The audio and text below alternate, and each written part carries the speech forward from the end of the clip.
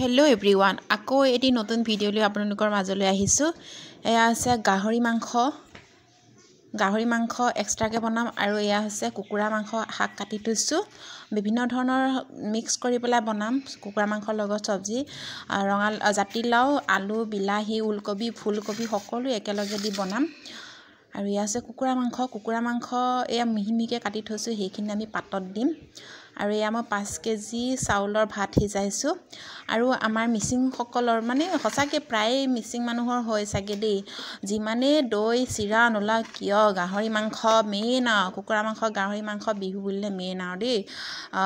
আপোনালোকৰ হয়নে নহয় নাজানো, কিন্তু মানে আমাৰ প্ৰায় হয়। মানে মাংসটো মেইন আৰু মুঠতে মাছটো ইমান খোৱা নহয়। আৰু এয়া হৈছে এতিয়া মই বনাইছোঁ কুকুৰা মাংস দুটা মাৰিবলগীয়া হ'ল, যিহেতু আমি আতৈহঁতক ভাত খুওৱা নিয়ম মাঘৰ 1 তাৰিখ আৰু বহাগৰ 1 তাৰিখে। আতৈ আমাঘৰত আহেগৈ বহুত দিনৰ মূৰত, সেইকাৰণে। আৰু ইয়াৰ লেগ পিচটো মেইন, সেইকাৰণে দুটা মাৰিবলগীয়া হ'ল। আৰু এয়া হৈছে আদা নহৰু পেষ্ট অকণমান দি দিছোঁ গোন্ধৰ কাৰণে, ভাল লাগিব ন।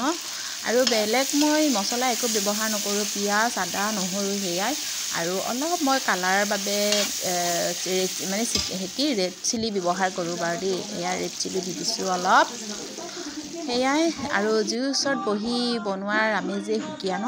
আৰু এয়া কুকুৰা মাংস পাতত দিছোঁ, কাষতে একদম কলপাতেৰে নুৰিয়াই বান্ধি পেলাই এয়া জুই অঙঠা দি দিছোঁ। আৰু ইফালে চব্জিও সিজি থাকিব আৰু এইফালে পাতত দিয়া মাংসও সিজি থাকিব, চবফালে হৈ যাব মানে এটা গুলিত 2 চিকাৰ। আপোনালোকে এইবাৰ ভোগালী বিহুত কি খাদ্য বনালে বাৰু আপোনালোকে কমেণ্ট বক্সত জনাবচোন।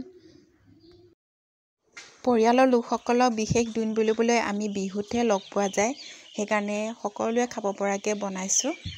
এয়া হৈছে কুকুৰা মাংস আৰু জুইৰ কাষত বহি বনাই একো বেয়া লগা নাই, যিহেতু ইমান গৰম নহয় ন, গৰমতহে জুইত বহি বেয়া লাগে। এতিয়া ঠাণ্ডা দিন, ঠিকছে বনাইছোঁ জুইৰ কাষতে বহি, মজা হ'ব খাবলৈ। আৰু ইফালে মাছ 2 পিচ পুৰি লৈছোঁ, কিছুমানে চিতল মাছ খাম কৈছে। আৰু এয়া জ্বলা দি গাহৰি মাংস বনাইছোঁ, পূৰা জ্বলা দিছোঁ। আৰু এভাগে মানে খৰিচা দি বনাইছোঁ গাহৰি মাংস। আৰু এয়া হৈছে আমাৰ ভোগালী বিহুৰ থালিখন, কেনেকুৱা লাগিছে